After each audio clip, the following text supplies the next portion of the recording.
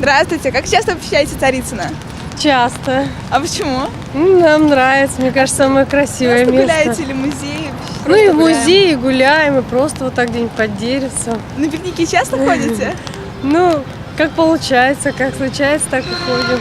А вообще какие парки посещаете, кроме Царицына? Ну и в парке Горького мы часто бываем, на коньках катаемся. Нам нравится, да, здесь хорошо, Да, спокойно. здесь С самое друзьями такое. или так просто? И вдвоем, и с друзьями по-разному. А как вы вообще любите отдыхать?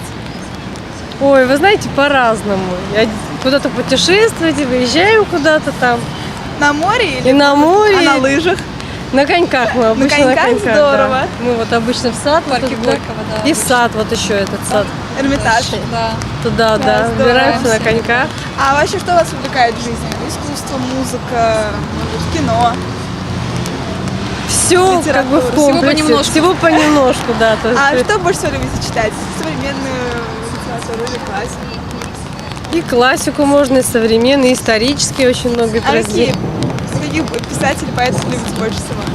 Ну там Анжелику, например. А еще что?